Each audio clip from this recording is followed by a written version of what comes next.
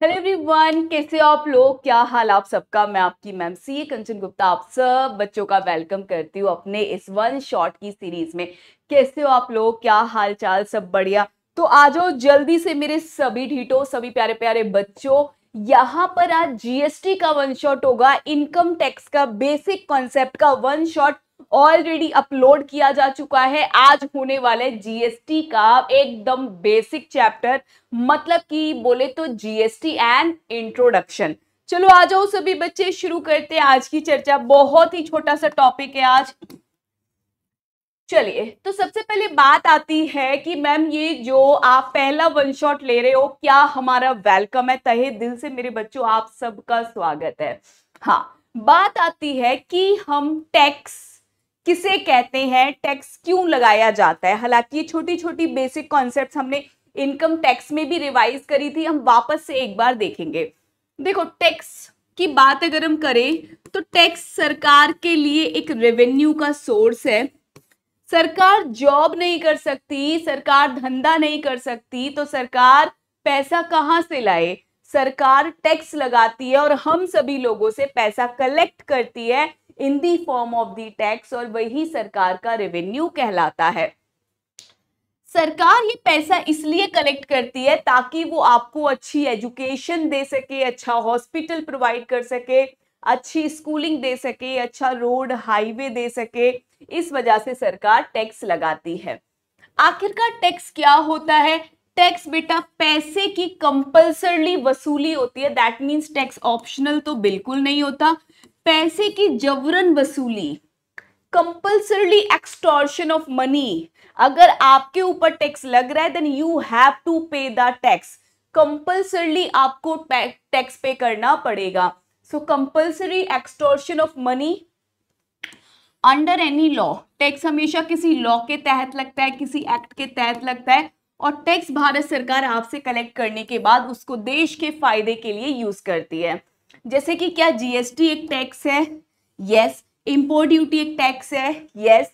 Health and education cess एक tax है? Yes. क्यों? क्योंकि इन सब के पीछे अपना अपना एक्ट बना हुआ है। जैसे जीएसटी के पीछे जीएसटी एक्ट है, इंपोर्ट ड्यूटी के पीछे कस्टम एक्ट है बच्चों, हेल्थ एंड एजुकेशन सेल्स के पीछे हेल्थ एंड एजुकेशन सेल्स एक्ट है।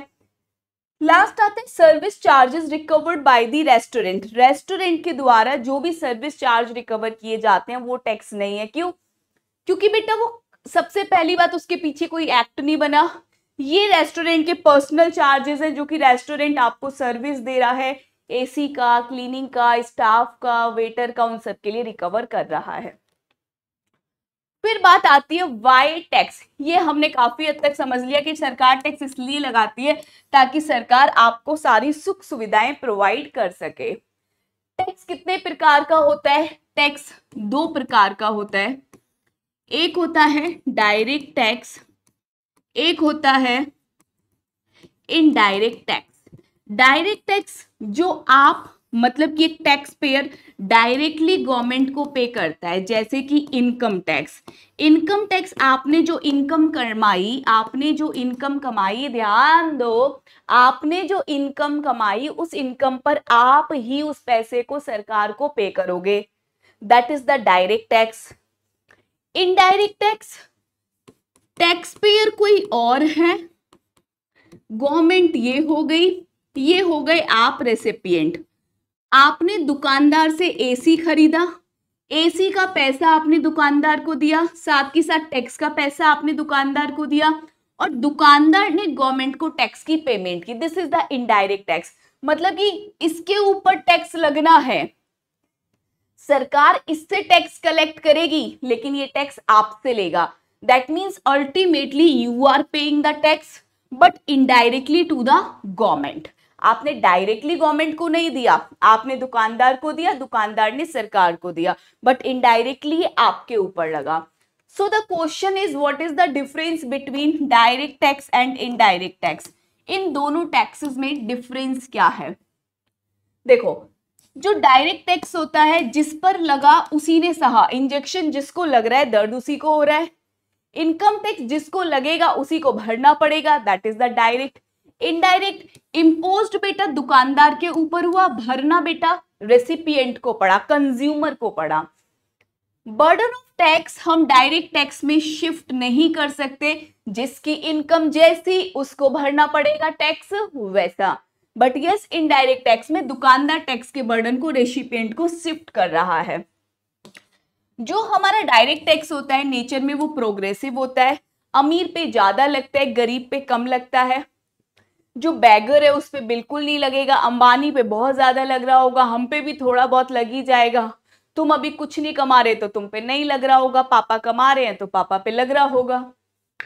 ओके अच्छा, इनडायरेक्ट टैक्स रेग्रेसिव होता है, मतलब कि अड़िल है, अड़िग है, जिद्दी है, रंग नहीं बदल रहा, सब पे सेम रेट से लग रहा है। अब ये सैनिटाइजर चाहे मैं खरीदूं चाहे तुम खरीदो चाहे कोई भी खरीदे, हम सबको सेम रेट से जीएसटी पे करना है।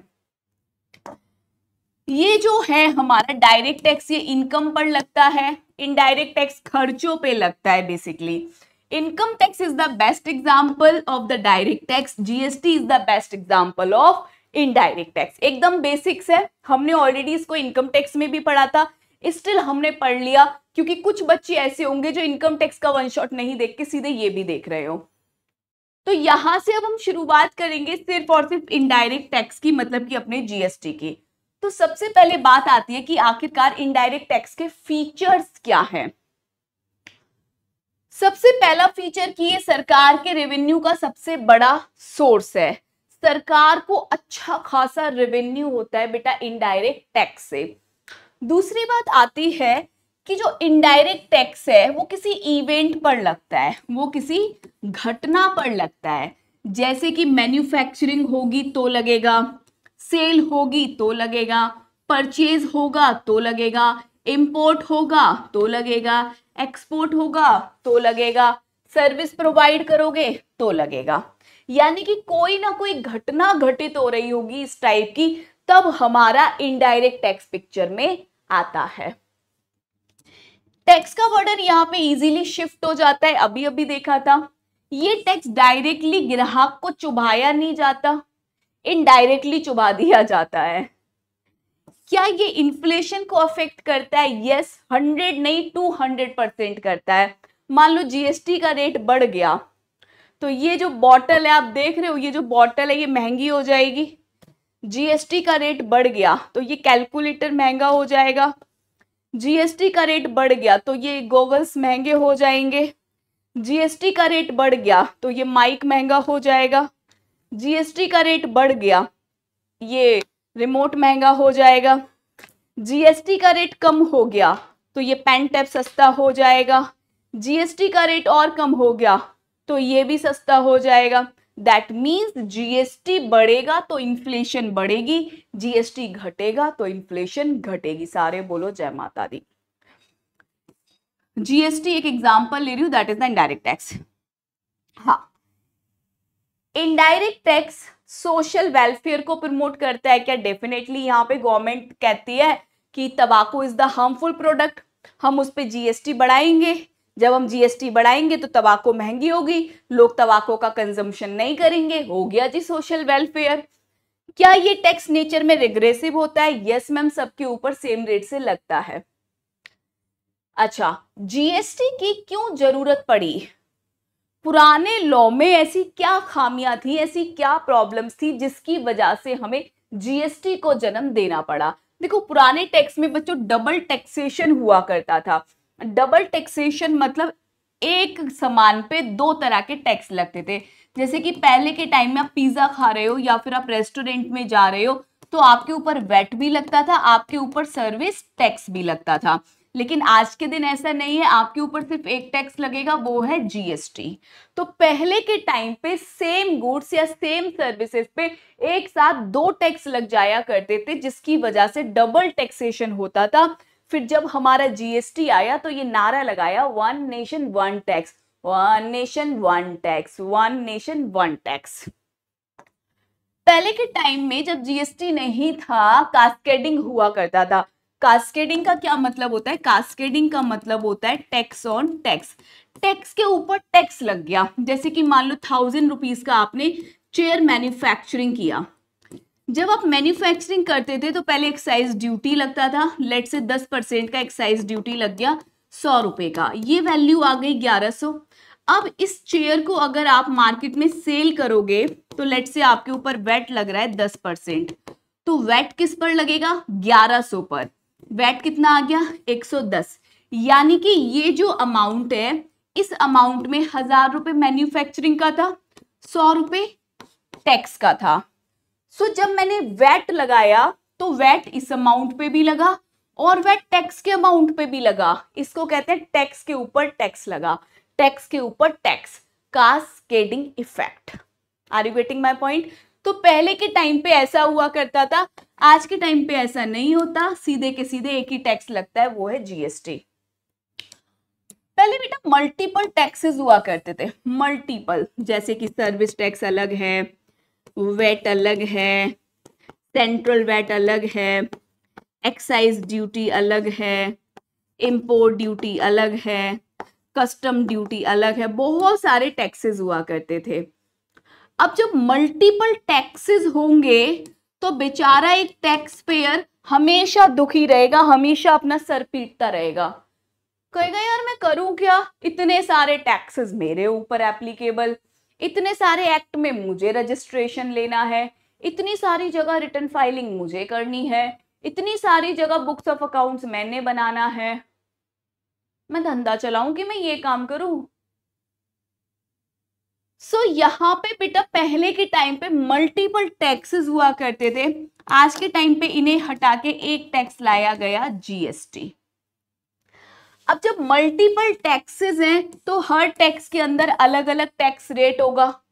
सर्विस टैक्स में अलग कई सारे रेट्स, वैट में अलग कई सारे रेट्स, सैंड वैट में अलग कई सारे रेट्स, एक्साइज ड्यूटी में अलग कई सारे रेट्स। तो इस तरह से टैक्स बहुत कॉम्प्लिकेटेड था पहले। मैं वो प्राणी हूं जिसने ये सारे टैक्सेस पढ़े, ये भी पढ़ा है। जब मैं सीए इंटर में थी तो ये था, जब मैं सीए फाइनल में थी तो ये आ गया। तो हमने सारा पढ़ लिया, बहुत कॉम्प्लिकेटेड था ये बहुत सिंप्लीफाइड है। चलो फाइनली शुरुआत होती है अपने प्यारे राज दुलारे से, छोटे से जीएसटी की। जीएसटी छोटा क्यों है? जीएसटी अभी आया था 2017 में, जैसे इनकम टैक्स 1961 में आया था, आज के दिन आप देखोगे करीब 60 साल का हो गया है। ये बेचारा अभी क्या है, 8 साल का बच्चा है, छोटा सा है, कॉम्प्लिकेटेड नहीं है। जिस दिन जीएसटी आया उस दिन का माहौल देखो, पार्लियामेंट क्या खूब लगता है, बड़ा सुंदर दिखता है। देख रहे हो पार्लियामेंट का नजारा। जिस दिन जीएसटी आया, कब आया था? 1 जुलाई 2017 को जीएसटी भारत में दस्तक दे गया। हालांकि इस दिन जम्मू एंड कश्मीर में नहीं आया था, जम्मू एंड कश्मीर में आते आते 7-8 दिन और लग गए, बट इस दिन तक ये अपने इंडिया में एप्लीकेबल हो गया था, बट जम्मू एंड कश्मीर में एप्लीकेबल नहीं था। जम्मू एंड कश्मीर में आते आते 8 जुलाई हो गया था, ठीक है। तो ये 1 जुलाई 2017 का नजारा है। पार्लियामेंट बहुत सुंदर लग रहा है, आप देख सकते हो। ये पार्लियामेंट हाउस है, पूरी सभा लगी हुई है, यहाँ पे शपथ समारोह चल रहा है, केक सेलिब्रेशन चल रहा है। चलिए अब आप ध्यान दोगे, ये वो सारे टैक्सेस हैं जो अब नहीं रहे, ये वो सारे टैक्सेस हैं जो अब नहीं रहे। इन सभी टैक्सेस को कन्वर्ट किस में कर दिया गया है? जीएसटी में। सबका मालिक एक। ये लिस्ट में 4-4, 6-6 नाम जरूर याद रख लेना कि सेंट्रल लेवल के कौन कौन से टैक्सेस खत्म कर दिए गए हैं और स्टेट लेवल के कौन कौन से टैक्सेस खत्म कर दिए गए हैं। जैसे कि सेंट्रल एक्साइज ड्यूटी हो गई, सर्विस टैक्स हो गया, एक्साइज ड्यूटी ऑन मेडिसिनल हो गया, सीवीडी हो गया, सेंट्रल सेल्स टैक्स हो गया, सेंट्रल सरचार्जेस हो गए। सिमिलरली स्टेट लेवल पे state surcharges, entertainment tax, tax on lottery, betting, gambling, entry tax, luxury, advertisement tax, इन सभी टैक्सेस को खत्म करके एक टैक्स बनाया गया, उसका नाम है जीएसटी। याद रखना, इलेक्ट्रिसिटी ड्यूटी आज भी जिंदा है, इलेक्ट्रिसिटी पर आज भी जीएसटी नहीं लगता, पेट्रोल पर आज भी जीएसटी नहीं लगता, अल्कोहलिक लीकर पर आज भी जीएसटी नहीं लगता, आज भी पुराने टैक्सेस लग रहे हैं। तंबाकू एकमात्र ऐसा प्रोडक्ट है जिसपे आज भी डबल टैक्सेशन हो रहा है, मतलब तंबाकू पे पुराने टैक्सेस भी लगते हैं, एक्साइज ड्यूटी वगैरह, साथ के साथ जीएसटी भी लगता है। अभी लिखा हुआ है, पढ़ाऊंगी। चलिए, some important points for exam जो तुम्हें याद रखने हैं वो ये है कि जो जीएसटी इंडिया में 1 जुलाई 2017 को आया था। फ्रांस पहली कंट्री थी जहां पे जीएसटी इंप्लीमेंट किया गया 1954 में। अब तक में अराउंड 160 कंट्री से ज्यादा में जीएसटी आ चुका है। जीएसटी हमारा 122 नंबर का बिल था और ये हमारा 101 नंबर का एक्ट है। जीएसटी में मेनली 4 रेट एग्जिस्ट करते हैं, 5, 12, 18, 28, ये मेन रेट है। इसके अलावा एक 0.25% भी होता है, एक 3% भी होता है जो कि गोल्ड और डायमंड पे लग रहा होता है, प्रेसियस मेटल पे लग रहा होता है, but these 4 are the main rates. इसके अलावा एक जीएसटी में कंपनसेशन सेस भी होता है, उसके बारे में चर्चा करेंगे। एक सेस भी होता है, पढ़ेंगे उसके बारे में। चलिए आगे देखो, जीएसटी में टोटल 4 तरह के मॉडल्स हैं, Australian model, Canadian model, Kelkar Shah model, बगाची पार्टर मॉडल। हमें सिर्फ इससे मतलब है, क्यों? क्योंकि हम कैनेडियन मॉडल को फॉलो करते हैं। कनाडा, ब्राजील, इन जगह पे जो मॉडल फॉलो हो रहा है उसे डुअल जीएसटी मॉडल कहते हैं, और हमारे भारत में भी कैनेडियन मॉडल फॉलो हो रहा है। दैट मीन्स हम भारत में कौन सा मॉडल फॉलो करें? Dual GST model. तो इंडिया में कौन सा मॉडल फॉलो हो रहा है? Dual GST model. ये हमने कनाडा से अडॉप्ट किया। Even currently Brazil and Canada दोनों में कौन सा मॉडल फॉलो हो रहा है? Dual GST model. चलिए आगे बढ़ते हैं। अब जीएसटी की अगर मैं चर्चा करूं आपसे, तो ये बेटा जीएसटी के एक्ट हैं जिनके सहारे सरकार आप पे टैक्स लगाती है। बट इससे पहले एक छोटी सी चर्चा और हो जाए। जैसा कि आपने सीखा कि जो जीएसटी है वो डुअल लेवल पे लगता है। डुअल मतलब सेंट्रल लेवल पे भी लगता है और स्टेट लेवल पे भी लगता है। दैट मीन्स सेंट्रल गवर्नमेंट को भी टैक्स को वसूल करने का और लगाने का अधिकार है। सिमिलरली स्टेट गवर्नमेंट को भी टैक्स लगाने और वसूल करने का अधिकार है। दोनों ही गवर्नमेंट टैक्स लगाती है, दोनों ही गवर्नमेंट टैक्स कलेक्ट करती है। दैट मीन्स दोनों ही सरकार को जीएसटी खाने को मिलता है। हमारे भारत में, हमारे इंडिया में गवर्नमेंट का स्ट्रक्चर फेडरल है, बटी हुई सरकार है। सेंट्रल लेवल पे अलग है, स्टेट लेवल पे अलग है, गांव में अलग है। इसीलिए हमारा जीएसटी बट गया है, डुअल हो गया है।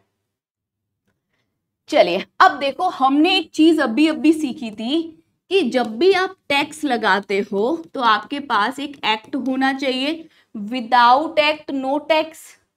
Without act no tax, article number 265 पढ़ाऊंगी आगे जाके, जहां पर लिखा है कि अगर आपको टैक्स लगाना है तो आपके पास एक एक्ट होना चाहिए। अगर एक्ट नहीं तो आप टैक्स नहीं लगा सकते हो। Yes ma'am. तो यहां पर सेंट्रल गवर्नमेंट अगर टैक्स लगाना चाहती है तो उसके लिए पहले एक्ट होना चाहिए। सिमिलरली यार, अपने भारत में कई सारे स्टेट्स हैं और कई सारे यूनियन टेरिटरीज भी है। अगर मैं बात करूं कि भारत में 31 स्टेट्स हैं और 5 यूनियन टेरिटरी हैं जीएसटी की दुनिया में, अभी समझाऊंगी कैसे। अपने भारत में जीएसटी की अगर मैं चर्चा करूं तो जीएसटी के हिसाब से 31 स्टेट्स हैं और 5 यूनियन टेरिटरी। मैं रियल में नहीं बोल रही हूं, जीएसटी के हिसाब से 31 स्टेट्स और 5 यूनियन टेरिटरी हैं। तो बेटा 31 स्टेट्स टैक्स लगाएंगे, 31 स्टेट्स के 31 सीएम हो गए, ये टैक्स लगाएंगे, टैक्स वसूलेंगे। तो इनके पास इसका मतलब 31 एक्ट होने चाहिए। यूपी का अलग एक्ट, महाराष्ट्र का अलग एक्ट, एमपी का अलग एक्ट, दिल्ली का अलग एक्ट, हरियाणा का अलग एक्ट। अब समझ रहे हो, 31 एक्ट होने चाहिए। सिमिलरली यूटी, यूनियन टेरिटरी जिनका अपना कोई असेंबली नहीं, अपना कोई सीएम नहीं है, यूटी को कौन एडमिन करता है, कौन चलाता है? इनको मैम किया जाता है by the administrator of central government, by the administrator of central government. Central government के कुछ एडमिनिस्ट्रेटर्स होते हैं जो कि यूटी को चलाते हैं। तो यार अगर यूटी में टैक्स लगना है तो इनके लिए भी कोई एक्ट होना चाहिए, यूटी लेवल पे भी एक्ट होना चाहिए, बिल्कुल होना चाहिए। तो कई सारे एक्ट बनाने पड़ गए, ये एक्ट बने। सेंट्रल गवर्नमेंट एक है तो एक central goods and service tax act बना, मतलब कि एक सीजीएसटी एक्ट बन गया। स्टेट्स कितने हैं मैम 31, तो एसजीएसटी एक्ट कितने बन गए 31। फिर यूनियन टेरिटरीज 5 हैं, लेकिन इनको चलाने वाला कौन है, administrator of the central government एक, तो एक यूटीजीएसटी एक्ट बन गया, ठीक है। अब एक इनको बनाना पड़ गया आईजीएसटी एक्ट, एक क्या बनाना पड़ गया आईजीएसटी एक्ट, अभी समझाऊंगी क्यों। बस याद रखो एक इनको integrated goods and service tax act बनाना पड़ गया जिसको हम बोलते हैं आईजीएसटी एक्ट। प्लस एक इनको बनाना पड़ा compensation to state act. Ma'am ये क्यों बनाना पड़ा, देखो जनरली नई चीज को कोई लाना नहीं चाहता, कोई सपोर्ट नहीं करता। हम लोग इतने एडिक्टेड हो जाते हैं पुरानी चीज के कि अगर हमारा फोन टूट जाए तो सबसे पहले कोशिश होती है कि डिस्प्ले लगवाओ यार, इसमें बहुत नंबर है, बहुत काम का डेटा है, नए फोन से हम अभी हैबिचुअल नहीं हो पाएंगे। सड़ा सा फोन टूटता है, उसकी डिस्प्ले 5,000 7,000 की लगती है, हम उसमें लगवाते हैं क्योंकि हम हैबिचुअल हैं। सस्ते से सस्ते फोन की बात बता रही हूं आपको। सिमिलरली जब जीएसटी नहीं था तो ओल्ड टैक्स हुआ करते थे, सभी स्टेट्स इसके हैबिचुअल थे। जब जीएसटी आ रहा था तो स्टेट्स का रोना धोना शुरू हो गया कि नहीं नहीं यार, यहाँ से हमें हो सकता है ज्यादा रेवेन्यू आता होगा, तुम्हारा जीएसटी जो आ रहा है कहीं हमारे रेवेन्यू को कम ना कर दे। तो यहाँ पे गवर्नमेंट ने प्रॉमिस किया, central government said to the state government, देख स्टेट ध्यान से सुन इधर आ, वैसे तो जीएसटी के आने से तेरी बल्ले बल्ले होने वाली है, तेरा कोई घाटा होने नहीं वाला, क्योंकि तेरी रोजी रोटी पे लात पड़ेगी तो मेरी पे भी तो पड़ेगी। हम एक ही रोटी को तो आधा आधा बांट रहे हैं। प्यार से समझाया, इनको नहीं समझ आया, इन्होंने कहा नहीं नहीं नहीं नहीं साहब नहीं मान पाएंगे। फिर सेंट्रल ने दोबारा सारी स्टेट्स को बुलाया और कहा कि सुनो, हेलो हेलो हेलो हेलो सभी स्टेट्स लाइन में लगो, मैं एक बहुत जरूरी सूचना देने जा रही हूँ, ऐसा सेंट्रल गवर्नमेंट ने कहा। अब सेंट्रल गवर्नमेंट कहती है कि सभी स्टेट्स ध्यान से सुनो, अगर अगर अगर जीएसटी के आने से तुम्हारा कोई लॉस होता है, तुम्हारा रेवेन्यू अगर डाउन होता है, तुम्हारा रेवेन्यू अगर डाउन होता है, तो मैं तुम्हें प्रॉमिस कर रही हूं कि मैं तुम्हें कंपनसेट करूंगी बाय पेइंग द सेस। मैं तुम्हें कंपनसेट करूंगी, जितना तुम्हारा रेवेन्यू कम होगा उतना मैं तुम्हें पे करूंगी। यार सेंट्रल गवर्नमेंट क्या अपनी पॉकेट से पे करती है, ना ना ना ना ना, सेंट्रल गवर्नमेंट क्या करती है, सेंट्रल गवर्नमेंट हम जैसे लोगों पे सेस लगा देती है। जब हम कोई हार्मफुल या कोई लग्जरी गुड्स खरीदते हैं तो हम सेस पे करते हैं और सेस से हमारे स्टेट्स की भरपाई करी जाती है। आइए अब मेरी एक बात और सुनना, क्योंकि मैंने तुम्हें अभी आईजीएसटी नहीं समझाया है तो ध्यान दे रहा। हाँ, जैसे होता क्या है, अब जो ट्रांजैक्शन हो रही है सेल वाली, वो दो तरह से हो सकती है। वो हो सकती है कि विद इन स्टेट हो जाए, विद इन स्टेट हो जाए, या फिर वो आउटसाइड स्टेट हो, मतलब कि विद इन 2 स्टेट हो। जैसे कि जो दुकानदार है जिसको हम जीएसटी की दुनिया में सप्लायर बोलते हैं, और एक ग्राहक जिसको हम रेसिपिएंट बोलते हैं। अगर सप्लायर रेसिपिएंट को एसी सेल कर रहा है, सप्लायर दिल्ली में रहता है, रेसिपिएंट दिल्ली में रहता है, तो हम बोलेंगे कि ट्रांजैक्शन विद इन स्टेट हो रही है। सिमिलरली अगर सप्लायर चंडीगढ़ में रहता है एंड रेसिपिएंट भी चंडीगढ़ में रहता है, तो हम बोलेंगे कि सप्लायर विद इन यूटी हो रही है। जब भी ट्रांजैक्शन विद इन स्टेट हो या फिर विद इन यूटी हो, तो इसको हम क्या बोलते हैं बच्चों, इसको हम बोलते हैं intra state supply. Intra state supply, intra state supply. और जब भी इंट्रा स्टेट सप्लाई होगी तो सीजीएसटी प्लस एसजीएसटी लगता है अगर ये विद इन स्टेट हो रही है तो, या फिर सीजीएसटी एंड यूटीजीएसटी लगता है अगर ये विद इन यूनियन टेरिटरी हो रही है तो। ठीक है मैम।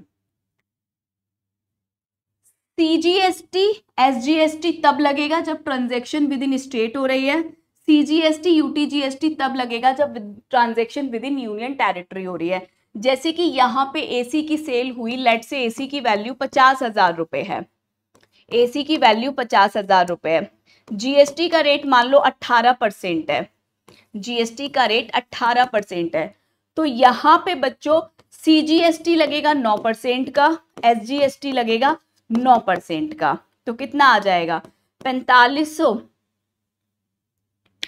प्लस 4500 कितना हो गया टैक्स 9,000, टोटल हो गया 59,000। ऐसे ही इनवॉइस बनेगा, इनवॉइस ऐसे ही बनेगा। अगर ट्रांजैक्शन विद इन स्टेट हो रही है तो आधा सीजीएसटी आधा एसजीएसटी, सीजीएसटी 4500 एसजीएसटी 4500।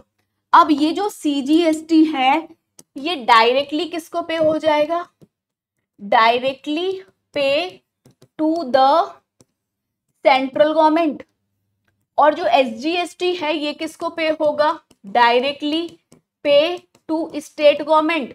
और यहाँ पे स्टेट कौन है, दिल्ली। अगर आप ध्यान से देखो तो यहाँ भी दिल्ली यहाँ भी दिल्ली, कोई आपस में लड़ाई नहीं करेगा, कोई दिक्कत नहीं आएगी क्योंकि सप्लायर भी दिल्ली में, रेसिपिएंट भी दिल्ली में, टैक्स जाएगा तो दिल्ली को जाएगा, तो आपस में स्टेट्स लड़ाई नहीं करेंगे। क्लियर। चलिए अब मान लो कि ट्रांजैक्शन विद इन स्टेट नहीं हो रही है, ट्रांजैक्शन विद इन स्टेट नहीं हो रही है, जैसे कि supplier and recipient, supplier Delhi में रहता है, रेसिपिएंट हरियाणा में रहता है, यानी कि ट्रांजैक्शन जब भी विद इन टू स्टेट हो रही हो या फिर विद इन टू यूटी हो रही हो या फिर विद इन टू कंट्री हो रही हो तो इसको हम बोलते हैं बच्चों inter state transaction, inter state transaction. और जब जब ट्रांजैक्शन इंटर स्टेट होगी तब तब क्या लगता है, आईजीएसटी। क्या लगता है, आईजीएसटी। लेट से यहाँ पे एसी सेल हुआ 50,000 रुपए का, जीएसटी का रेट है 18%, तो इनवॉइस कैसे बनेगा, 50,000, जीएसटी किस नाम से लगेगा, आईजीएसटी एट द रेट 18%, कितना आ गया 9,000, टोटल हो गया 59,000। अब यहाँ पे क्या होगा कि ये जो आईजीएसटी है, ये आईजीएसटी आप अपनी मर्जी से नहीं लगा सकते। जैसे एसजीएसटी लगाने के लिए एसजीएसटी एक्ट था, सीजीएसटी लगाने के लिए सीजीएसटी एक्ट था, ऐसे ही आईजीएसटी लगाने के लिए आपके पास आईजीएसटी एक्ट है, integrated goods and services tax act. ठीक है। अब मैम आईजीएसटी क्यों लगाया गया और ये कैसे क्या होगा, देखो सबसे पहली बात आईजीएसटी में क्या होता है, आईजीएसटी डायरेक्टली पेबल होता है सेंट्रल गवर्नमेंट को, अरे directly payable to central government and central government will share it with state government। Central government इसको क्या करेगी, स्टेट के साथ शेयर करेगी। जो हमारा आईजीएसटी होता है वो पूरा का पूरा किस पे जाएगा, सेंट्रल को, और सेंट्रल इसको स्टेट के साथ शेयर करेगी। बट द प्रॉब्लम इसकी कौन से स्टेट के साथ शेयर करे, यहाँ तो 2 स्टेट है मैम। चलो मानते हैं आधा तो सेंट्रल गवर्नमेंट अपने पास रखेगी क्योंकि डुअल मॉडल है, आधा स्टेट को शेयर करेगी, बट विच स्टेट, दिल्ली के, हरियाणा, सारे बताओ। मैम हरियाणा के साथ शेयर करेगी, उस स्टेट के साथ शेयर करती है जहां पे गुड्स का अल्टीमेटली कंजम्पशन हो रहा है, क्योंकि हरियाणा वाला ही तो टैक्स की पेमेंट करेगा, तो हरियाणा वाला तो यही चाहेगा ना जब भी टैक्स का पैसा खर्च किया जाए तो बारिश के छींटे मेरे ऊपर भी पड़े, उसका कोई फायदा मिले तो 2-4 फायदे मुझे भी मिले। तो इसीलिए सेंट्रल गवर्नमेंट यहाँ पे हरियाणा के साथ शेयर करेगी। देखो आईजीएसटी को अगर मैं खोलूं तो ये कुछ नहीं है, this is the sum total of CGST and SGST, but हमने नाम बदल दिया। नाम क्यों बदला? ताकि पूरा का पूरा टैक्स किसको चला जाए? सेंट्रल गवर्नमेंट को, और सेंट्रल गवर्नमेंट खुद सोचे कि who is the right state जिसके साथ हमें इस टैक्स को शेयर करना है। तो सेंट्रल गवर्नमेंट को पूरा पैसा चला गया, आधा पैसा central government destination based consumption state के साथ शेयर करेगी। यस, अगर यहाँ पे आईजीएसटी ना होता तो दो बिल्लियां आपस में लड़ती रहती, सॉरी दो बंदर आपस में लड़ते रह जाते। तो यहाँ पे दो बंदर है जो आपस में लड़ रहे हैं, सेंट्रल गवर्नमेंट यहाँ पे बिल्ली बन के आई और दोनों की लड़ाई सुलझाई आईजीएसटी एक्ट लगा के। चलिए, तो इसीलिए बोला जाता है जो जीएसटी है वो डेस्टिनेशन बेस्ड एक्ट है। ठीक है, जीएसटी होल इंडिया में एप्लीकेबल होने लग गया है इंक्लूडिंग जम्मू एंड कश्मीर। यहाँ पे फर्स्ट को आ गया था, यहाँ पे आते आते 8 दिन और लग गया था। भारत में टोटल स्टेट्स 31 है as per GST. Total UTs 5 हैं। मैम यूटीज तो 8 हुआ करते थे, मैंने कहा नहीं, जो 3 यूटीज हैं जिन्हें आप यूटी मानते हो, दिल्ली एक यूनियन टेरिटरी है, पौंडीचेरी एक यूनियन टेरिटरी है, जम्मू एंड कश्मीर एक यूनियन टेरिटरी है। लेकिन ये 3 ऐसे यूटी हैं जिनका खुद का असेंबली है, इलेक्शन होते हैं, सीएम है। तो ऐसे यूनियन टेरिटरी, इनको जीएसटी की दुनिया में स्टेट का दर्जा दिया गया है। इसीलिए स्टेट्स 28 से बढ़ के 31 हो गए और यूटी 8 से घट के 5 रह गए। ये हमारे यूटीज है, अंडमान निकोबार, लक्षद्वीप, दादर नागर एंड दमन दीव, ये मर्ज के एक हो गए थे, Ladakh and Chandigarh. Special category के 11 स्टेट्स हैं, इनको हमने स्पेशल का दर्जा दिया हुआ है। फ्यूचर में कोई अगर डिफरेंट स्पेशल प्रोविजन आना है तो इनके लिए आएगा। ये स्पेशल स्टेट्स की लिस्ट है। पहले यहाँ पे जम्मू एंड कश्मीर भी हुआ करता था, अब नहीं होता, हमने नाम हटा दिया। याद मत करना, ऐसे ही याद हो जाएंगे। इसमें पहाड़ी एरिया ज्यादा है या फिर नॉर्थ ईस्ट के एरिया है। ये जीएसटी की जर्नी है जो यहां से शुरू हुई और चलते चलते चलते चलते 8 जुलाई को खत्म हो गई। 8 जुलाई वो डेट है जहां पे जीएसटी पूरे भारत इंक्लूडिंग जम्मू एंड कश्मीर में भी एप्लीकेबल हो गया था। चलिए अब बात करते हैं जीएसटी के बारे में। अब जीएसटी आ चुका है, तो जीएसटी का बेटा अपना एक पोर्टल है जीएसटीएन, जिसको हम बोलते हैं goods and services tax network. Goods and services tax network, ये जीएसटी का अपना एक पोर्टल है। Got it? यस। आप जीएसटी की वेबसाइट पे जाना, आप गूगल पे जाना, आप लिखना www.gst. आपको मिल जाएगा www.gst.gov.in के नाम से। तो वहां पे पूरा पोर्टल खुल के आएगा। ये कंपनी एज एनपीओ बनाई गई है, गवर्नमेंट के द्वारा बनाई गई है, 100% गवर्नमेंट ओन्ड कंपनी है। चलिए, इसको इन्फोसिस ने बनाया था। कहते हैं शुरुआत में जब इन्फोसिस ने बनाया था तो 1600 करोड़ कुछ रुपए लिए थे।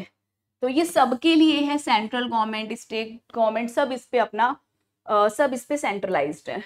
चलिए, आखिरकार ये जीएसटीएन करता क्या है, ये पोर्टल करता क्या है? ये पोर्टल आपके बिहाफ पे रजिस्ट्रेशन करता है, आप इसको जीएसटी की पेमेंट करते हो, रिटर्न फाइलिंग करते हो, इस पे आपके लेजर मेंटेन करना, आईटीसी लेना देना, जीएसटी को डिस्ट्रीब्यूट करना, इंफॉर्मेशन को शेयर करना, अपने सेटलमेंट करना टैक्सेस की, टाइम टू टाइम गवर्नमेंट को रिपोर्ट देना, ये सारे काम किसके हैं? जीएसटीएन के हैं।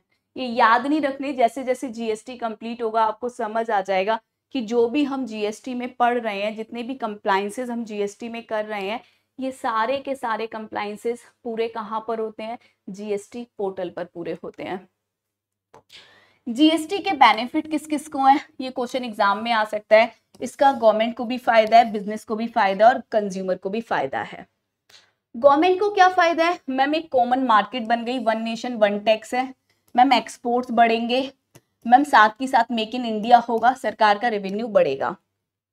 मैम बिजनेस को क्या फायदा है? टैक्सेशन सिस्टम सिंप्लीफाइड हो जाएगा क्योंकि जीएसटी आ गया है, कंप्लाइंसेस कम हो जाएंगे, धंधा करना आसान हो जाएगा, साथ ही साथ रेवेन्यू बढ़ेगा। कंज्यूमर को क्या फायदा है? मैम गुड्स एंड सर्विसेज सस्ते हो जाएंगे। मैम कास्केडिंग इफेक्ट हट गया। मैम डबल टैक्सेशन खत्म हो गया एक तरह से। सो ये सारे फायदे हैं, ये जरूर याद रखना किसको क्या फायदे हैं, किसको क्या फायदे हैं, इतना आप याद रखना। चलिए डन, इतना सब बच्चों को क्लियर है, इतना सभी बच्चों को क्लियर है? यस मैम, आगे बढ़ू, आगे बढ़ू।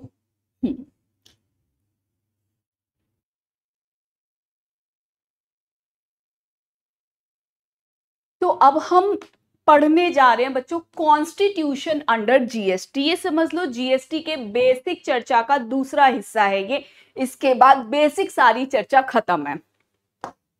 तो कॉन्स्टिट्यूशन क्या होता है? कॉन्स्टिट्यूशन मतलब भारत का संविधान, जो कि आपको पावर दे रहा है, आपको आपके राइट बता रहा है, आपको आपके ड्यूटीज बता रहा है।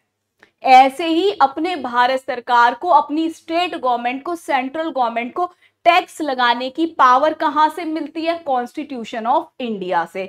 तो टैक्स लगा सकते हो, टैक्स कलेक्ट कर सकते हो, ये सारी पावर कहां से इमर्ज हो रही है? कॉन्स्टिट्यूशन ऑफ इंडिया से। अब तुम ध्यान देना मेरे बच्चों, इस कॉन्स्टिट्यूशन ऑफ इंडिया के अंदर कई सारे आर्टिकल्स हैं। इसमें से कुछ आर्टिकल ऐसे हैं जो कि टैक्स की चर्चा करेंगे, जैसे कि सबसे पहला आर्टिकल 265, इसको मैं सिंपली याद कराने के लिए बोलती हूं, एक्ट नहीं तो टैक्स नहीं। मतलब कि अगर आप टैक्स लगा रहे हो तो एक्ट होना जरूरी है। ये बात के मैम नहीं बोल रही, ये बात आप नहीं बोल रहे, ये बात article number 265 of constitution of India कह रहा है कि आप कोई भी टैक्स का आर्बिट्री मतलब अपनी मर्जी से कलेक्शन नहीं कर सकते। टैक्स आप तभी लगाओगे जब उसके पीछे लॉ होगा, जब उसके पीछे कोई अथॉरिटी होगी। जॉ नहीं होता, लॉ होता है। चलिए फिर नेक्स्ट आर्टिकल आता है 246। अब हमें ये देखना है कि चलो ठीक है, एक्ट बनेगा तो टैक्स लगेगा, ये हमने 265 में पढ़ा। अब 246 कहता है कि आखिरकार इस एक्ट को बनाएगा कौन? एक्ट बनेगा तो टैक्स लगेगा, बट एक्ट बनाएगा कौन? तो देखो यहाँ पे सेंट्रल गवर्नमेंट भी एक्ट बनाएगी, स्टेट गवर्नमेंट भी एक्ट बनाएगी। सेंट्रल गवर्नमेंट जो एक्ट बनाएगी ये पूरे भारत के लिए बनाएगी, और स्टेट गवर्नमेंट जो एक्ट बनाएगी ये अपने स्टेट के लिए बनाएगी। बात समझ आई मेरे प्यारे प्यारे नलायकों? कुछ उतर रहा है तुम्हारे दिमाग में, या यहीं से बेटा 4 छींटे मारूं तुम्हें, यहीं से 4 छींटे दूं? ये पता है हैंड सैनिटाइजर कम दिमाग के कीड़ों का इलाज ज्यादा करता है। तो ठीक है मेरे डीटो, मेरे प्यारे प्यारे। चलो, सो सेंट्रल गवर्नमेंट हमेशा होल ऑफ द इंडिया के लिए लॉ बनाएगी। सेंट्रल गवर्नमेंट बोले चाहे तो पार्लियामेंट बोल दें, एक ही बात है, ठीक है मैम। और जो स्टेट गवर्नमेंट है वो स्टेट के लिए लॉ बनाएगी, और दोनों के पास अथॉरिटी है कि दोनों टैक्स को कलेक्ट करेंगे। फिर बात यहीं पे नहीं रुकी, बात ये आई कि हमने 2 आर्टिकल पढ़ लिए, हम तीसरा आर्टिकल पढ़ रहे हैं। पहले हमने 265 पढ़ा, फिर हमने 246 पढ़ा। 265 में ये लिखा था कि एक्ट बनाना जरूरी है। 246 में हमने देखा कि एक्ट बनाएगा कौन, तो हमने कहा सेंट्रल गवर्नमेंट भी बनाएगी, स्टेट गवर्नमेंट भी।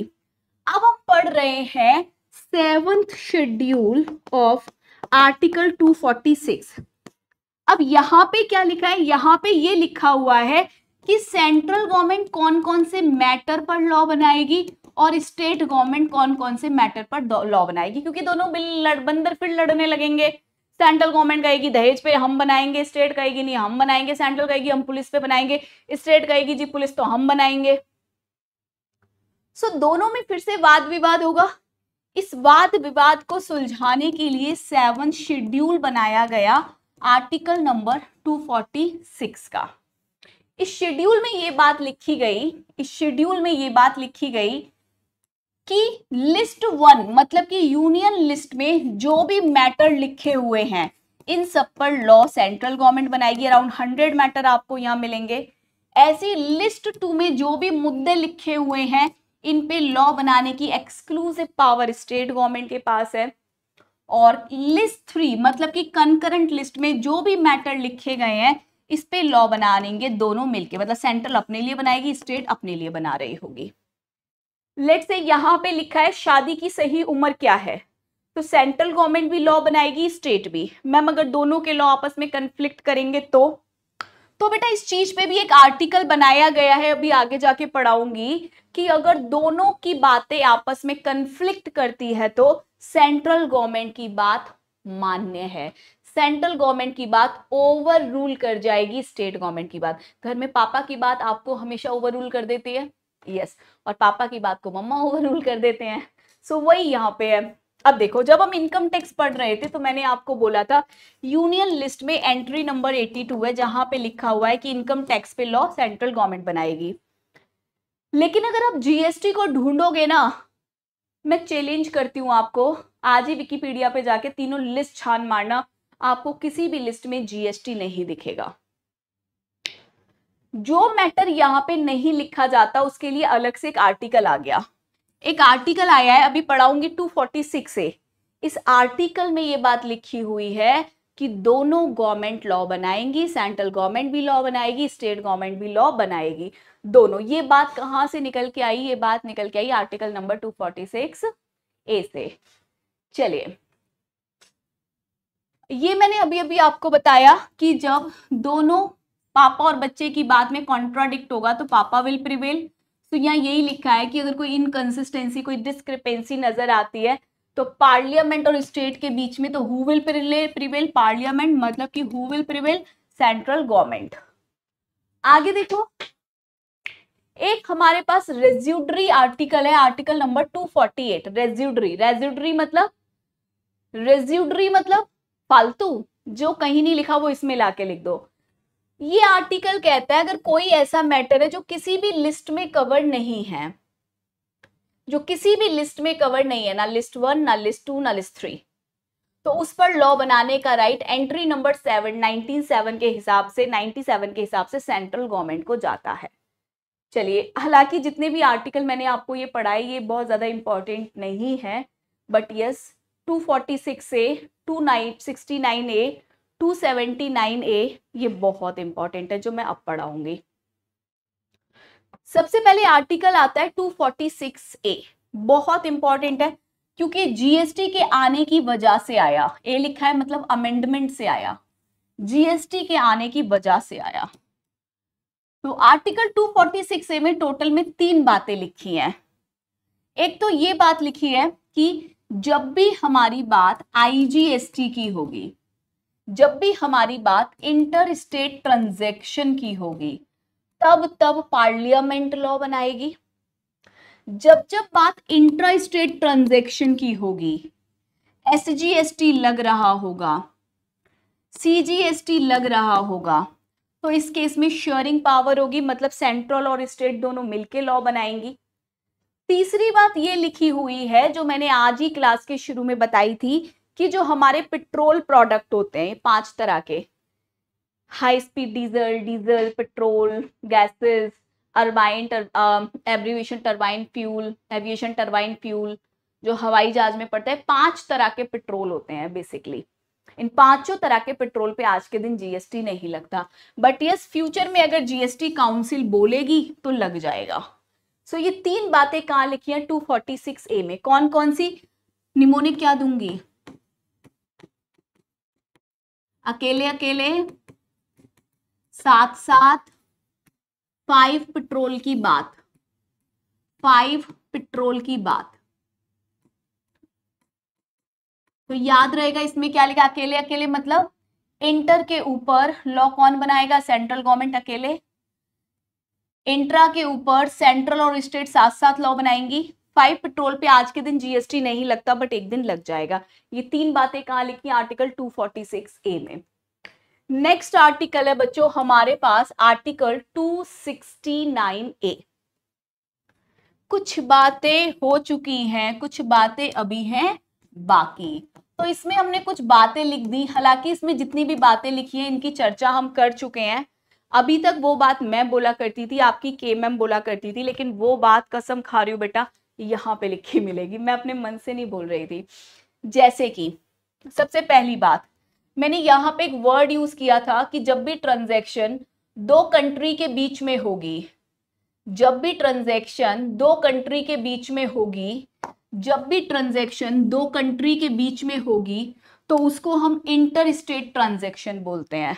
उसको हम इंटरनेशनल नहीं बोलते, उसको हम क्या बोलते हैं, उसको हम इंटर स्टेट ट्रांजैक्शन बोलते हैं। यही बात यहाँ लिखी है, इंटरनेशनल ट्रांजैक्शन को हम इंटर स्टेट ट्रांजैक्शन बोलेंगे। ये बात मैं नहीं बोल रही, बात लिखी हुई है। कहाँ? 269A में। साथ के साथ जब भी ट्रांजैक्शन इंटर स्टेट होगी, सेंट्रल गवर्नमेंट टैक्स लगाएगी, टैक्स वसूलेगी। अभी अभी पढ़ा था, सेंट्रल गवर्नमेंट आईजीएसटी वसूल के पूरा अपने पास नहीं रखेगी, डेस्टिनेशन स्टेट के साथ शेयर करेगी। अभी थोड़ी देर पहले पढ़ा था।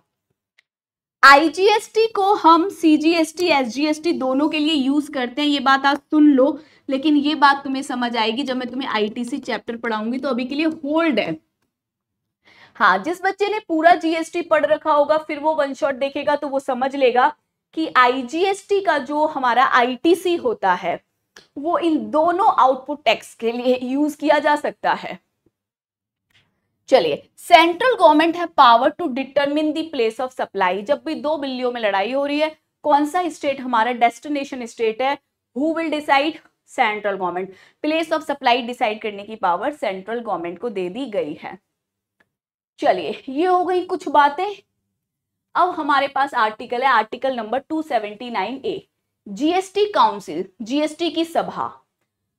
तो समझना मेरी बात की होता क्या है। ये है बच्चों जीएसटी काउंसिल। लेट से ये हो गई जीएसटी काउंसिल।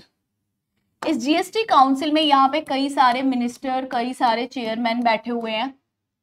अब ये हम जैसे आम लोग हैं यहाँ पे, जिनको दिक्कतें आ रही हैं, इंडस्ट्री को दिक्कत आ रही होगी, आपको दिक्कत आ रही होगी, हमारे ढेर सारे डाउट्स हैं। हम अपने डाउट्स को लेके किसके पास जाएंगे? जीएसटी काउंसिल के पास जाएंगे। जीएसटी काउंसिल यहाँ पे रिजोल्यूशन पास करेगी, विचार विमर्श करेगी। जीएसटी काउंसिल को लगेगा कि ये बात तो सही है, ये बात एक्ट का हिस्सा बननी चाहिए, तो जीएसटी काउंसिल ये बात आगे पार्लियामेंट को रिकमेंड करेगी, मतलब कि सेंट्रल गवर्नमेंट को रिकमेंडेशन भेज देगी। पार्लियामेंट 99% केसेस में अग्री कर जाएगी, लेकिन कुछ केसेस में नहीं भी करती है। सो यहाँ पे ध्यान देना आप सभी बच्चे कि ये जो जीएसटी काउंसिल है, दिस इज जस्ट लाइक अ चलता फिरता parliament. This is not a actual parliament. ये सिर्फ पार्लियामेंट के काम को हल्का करने के लिए बना हुआ है कि भाई ये सारे लोग वहां पहुंचते, बीच में लटका दो इनको। काउंसिल डिसीजन लेगी, काउंसिल का काम ही यही है, काउंसिल से फिल्टर होकर डिसीजन हम पे आएगा, फिर हम हाँ ना कर देंगे। तो पढ़ो यहाँ पे, जीएसटी काउंसिल किसने फ्रेम की? प्रेसिडेंट के पास ये पावर थी। यहाँ पे बेटा इसकी चेयरमैन कौन है इस काउंसिल की? Finance minister. अभी कौन है? सीतारमन, निर्मला सीतारमन। आगे देखो, जितने भी हमारे स्टेट्स के रेवेन्यू एंड फाइनेंस मिनिस्टर्स हैं वो सब इस काउंसिल के मेंबर हैं। काउंसिल में कई सारे मैटर पे इश्यूज डिस्कस होते हैं, जैसे कि टैक्स का रेट क्या होना चाहिए, थ्रेशोल्ड क्या होने चाहिए, अदर कंप्लायंसेस। काउंसिल यहाँ पे डिसीजन लेने के बाद डिसीजन किसको भेजती है? पार्लियामेंट को। एक और बात, काउंसिल ने ही बताया है कि कौन कौन से 11 स्टेट्स हैं जिनको स्पेशल कैटेगरी का दर्जा दिया है। काउंसिल ही बेटा आगे जाके ये बात बोलेगी कि आज से 5 पेट्रोल प्रोडक्ट पे जीएसटी लगना चाहिए। अब काउंसिल डिसीजन बेटा अपने आप नहीं ले सकती, काउंसिल में बहुत सारे मेंबर और चेयरमैन बैठे हुए हैं, तो यहाँ पे रिजोल्यूशन पास होता है, प्रॉपर सभा बैठती है, कोरम आती है। कम से कम 50% कोरम एग्जिस्ट करनी चाहिए। लेट्स से 31 मेंबर्स हो गए, एक सेंट्रल गवर्नमेंट हो गई, 32 लोग हैं, तो कम से कम 16 लोग इस सभा में बैठने चाहिए। 16 लोग इस सभा में बैठने चाहिए, 50% कोरम होनी चाहिए, तभी मीटिंग कंडक्ट होगी। मीटिंग कंडक्ट होने के बाद 75% कम से कम वेटेड रिजोल्यूशन पास होना चाहिए, तभी वो डिसीजन अप्रूवल माना जाएगा। मैम वेटेड मतलब, वेट मतलब जो भी वेट निकल के आएगा, जो भी वोट निकल के आएगा, सेंट्रल गवर्नमेंट का 1/3 करेंगे और स्टेट गवर्नमेंट को 2/3 वोट देंगे। जैसे कि सेंट्रल गवर्नमेंट एक है बेटा, हमेशा एक में से एक, इसको तो 100% वोट हो गया। सो ये तो जब मन चाहे अपनी मर्जी से कोई भी रेजोल्यूशन पास कर सकती है। इसीलिए हम इसके वेट को 1/3 कर देंगे। जब 100% का 1/3 करोगे तो ये आएगा 33.33। दैट मीन्स सेंट्रल गवर्नमेंट अकेले कोई भी रिजोल्यूशन पास नहीं कर सकती। अब स्टेट गवर्नमेंट, मान लो स्टेट गवर्नमेंट में 28 स्टेट्स प्रेजेंट हो गए आउट ऑफ 31, तो बताओ ये कितना आएगा? 28 आउट ऑफ 31 करो, 28 डिवाइडेड बाय 31, मैम ये हो गया 90% अराउंड। तो अगर स्टेट चाहे तो ये यूनियन बना के ये भी रिजोल्यूशन पास कर सकते हैं, लेकिन हमने कहा इनको 2/3 कर देंगे, divided by 3 into 2। That means अब अकेले तो ये भी रिजोल्यूशन पास नहीं कर पाएंगे क्योंकि वेट देने के बाद 60 आ रहा है। लेकिन अगर मैं इन दोनों को जोड़ दूं तो 93 समथिंग आ जाएगा। दैट मीन्स रिजोल्यूशन पास हो जाएगा। यानी कि रिजोल्यूशन पास होने के लिए सेंट्रल और स्टेट दोनों का फेवर में होना जरूरी है। दोनों के वेटेड वोट मिला के 75% कम से कम होने चाहिए, तभी रिजोल्यूशन पास होगा, अदरवाइज नहीं। क्लियर? यस मैम, ये चीज हमने देख ली। यस हाँ, this is the last article, article number 366। This is the last article, article number 366। ये कुछ नहीं है, इसमें सिर्फ 3 डेफिनेशन बताई गई है कि जीएसटी किसे कहते हैं? सर्विस और गुड्स पे लगने वाले टैक्स को जीएसटी बोला जाता है। लेकिन yes, alcoholic liquor for human consumption पर कभी भी जीएसटी नहीं लगेगा, जिंदगी भर नहीं लगेगा। जब तक जीएसटी है, जीएसटी यहाँ नहीं लगेगा। सर्विस, जो गुड्स नहीं है वो सर्विस है। गुड्स और सर्विस की डेफिनेशन ये हम सप्लाई वाले चैप्टर में पढ़ने वाले हैं। इसे हम सप्लाई वाले चैप्टर में पढ़ने वाले हैं। कहाँ गया? हाँ, ये रहा। और स्टेट्स हमने पढ़ लिए कि जितने स्टेट्स भारत में है वो, प्लस वो 3 union territory Delhi, Puducherry and JNK, जिनका अपना सीएम, अपनी असेंबली, अपनी सभा है, तो उनको भी हम स्टेट बोलेंगे।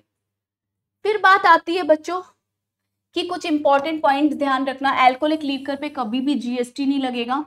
आज के दिन भी ड्यूटीज वगैरह लगती हैं, बड़ी भारी भारी ड्यूटी नहीं ड्यूटा लगते हैं इस पे पूरे।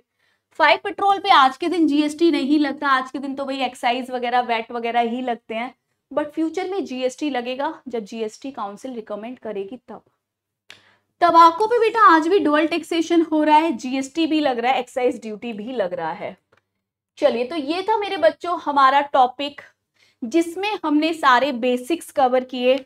एंड आई होप कि आपको बहुत अच्छे से सारे बेसिक्स समझ आ गए होंगे।